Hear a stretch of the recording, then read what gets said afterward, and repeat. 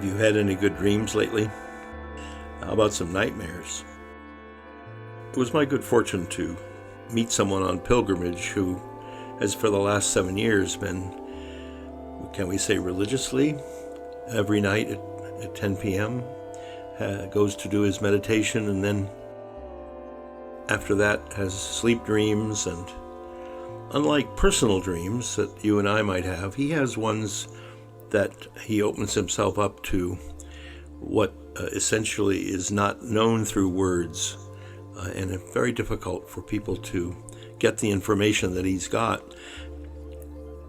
From time to time, when the cry of humanity becomes really, really strong, the universe sends information through a human being. There are a lot of them right now on the planet who I think who are experiencing downloads. This particular dreamer has something to say from the universe to us in time and space. So continuing the tradition of working with things that are outside of time and space, a human being has developed tools that create the movie of manifestation and has put himself into this movie and gotten lost in the movie. As a consequence, when it comes to going to where time and space don't exist, you still have the echo of the movie. You still relate to that. And that shadow dynamic or aspect of what needs to also be annihilated, besides just the annihilation of a factor of time and space.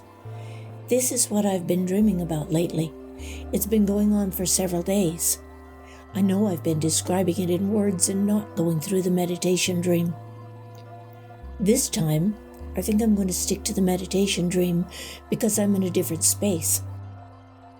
Sometimes in the meditation dream, rather than trying to reconcile what the meditation dream was in words, that sometimes can leave something to be desired.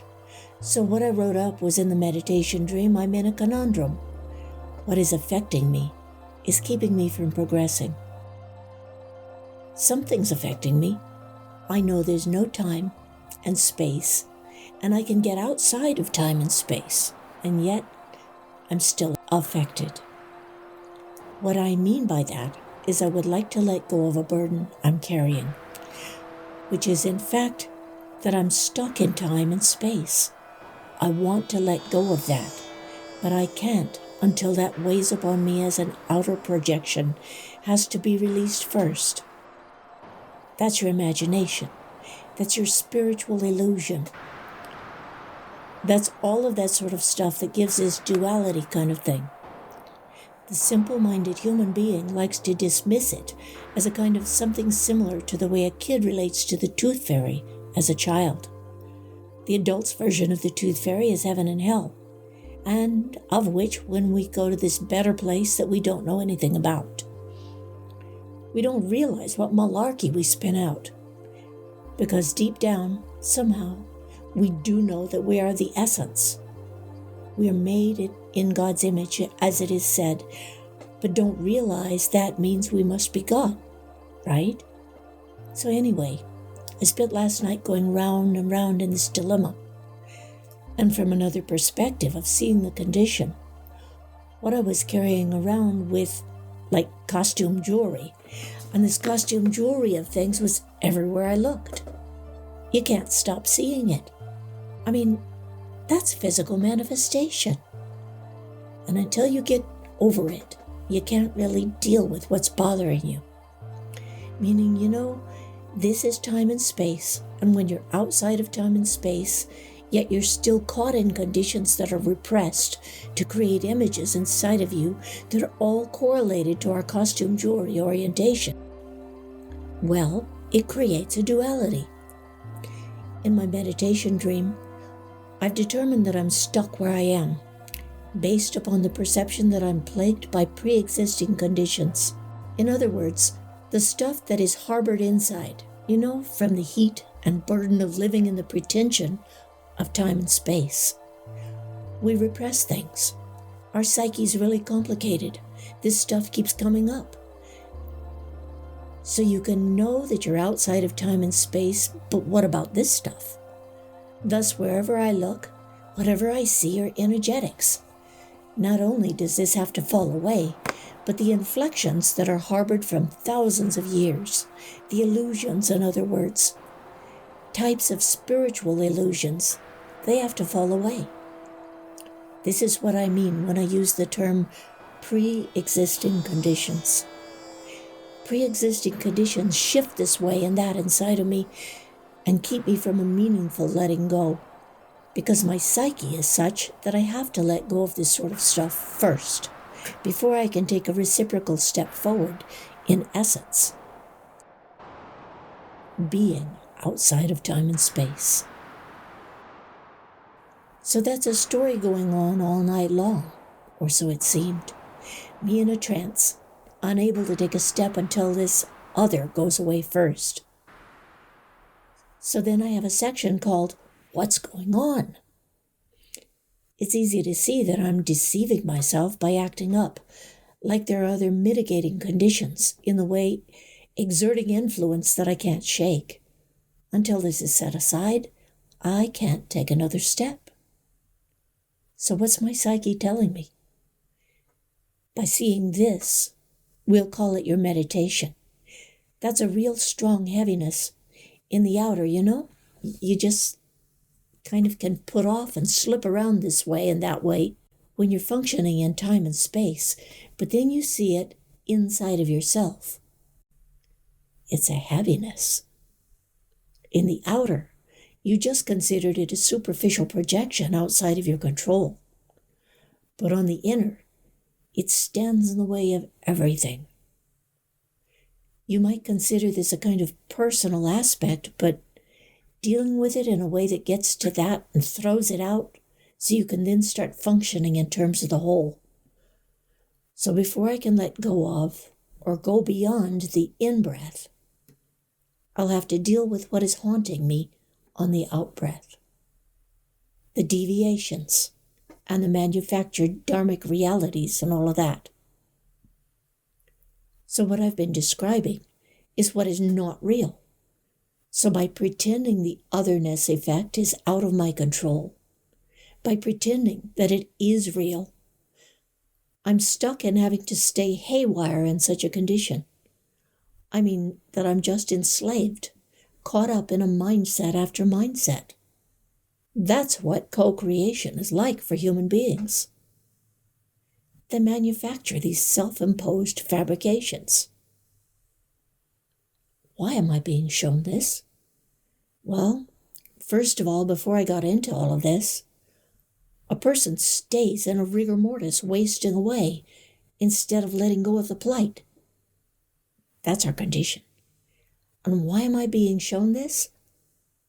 I must accept the responsibility of letting go of self. If there's a word, forgiveness, it has to do with the redemption of yourself from this purgatory that has to do with the spiritual illusions that sit there. They have to be dealt with first before you can let go of the confusion that you're in, having identified with time and space as being real. That being the second annihilation. The first one seems to be louder. So believing there is a heaven and a hell place that exists is what this first condition is all about. That you're in, which is the time and space condition where you accept amnesia and you believe in something beyond the tooth fairy. And you tell yourself, this is the adult story we tell ourselves. This is the story that provides us permission to remain delusional. So that the effect is, even though in the outer, I can slough off this condition as a harmless misaligned projection, you can kind of get to that in terms of the Solomon aspect of yourself, where all is vanity.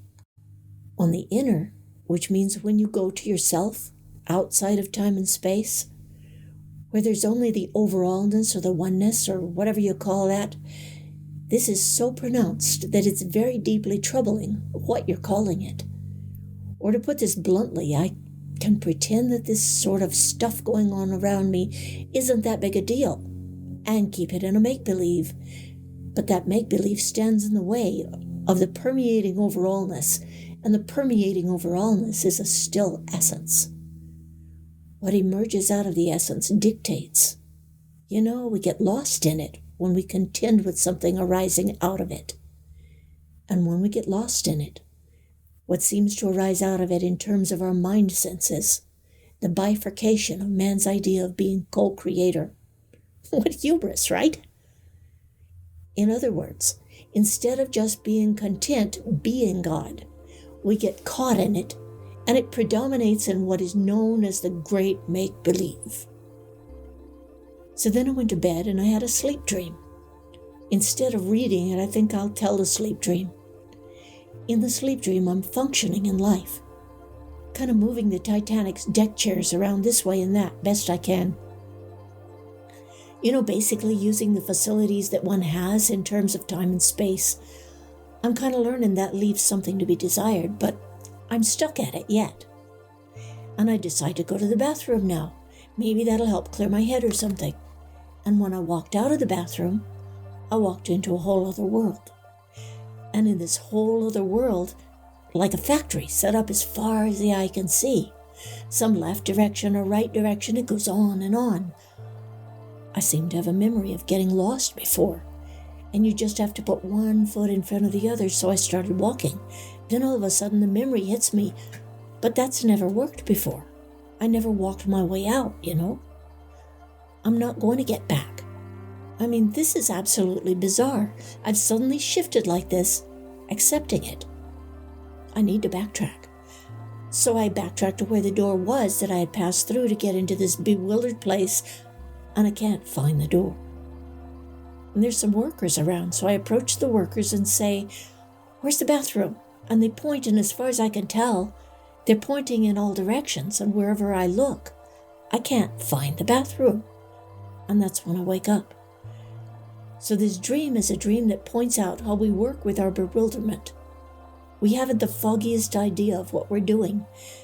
As I was recounting that to Cindy, I told her the story of the ants. I said, we're more different than the ants. That's why it even said in the Bible, study the ants, and they will reveal things to you. And when I was just a kid, I stirred the ants up, and they'd go charging every which way, going to take care of things. And I carried on like that. Had no idea that something of a much greater scope was going on, but we're no different. We've gotten our mindsets into some narrow-scoped reality and have no idea this even greater perception we carry that scopes right straight through to the essence of it all. And yet, we've chosen to make an ant pile. Copyright 2021 under Sophia Unity Foundation, where wisdom is one.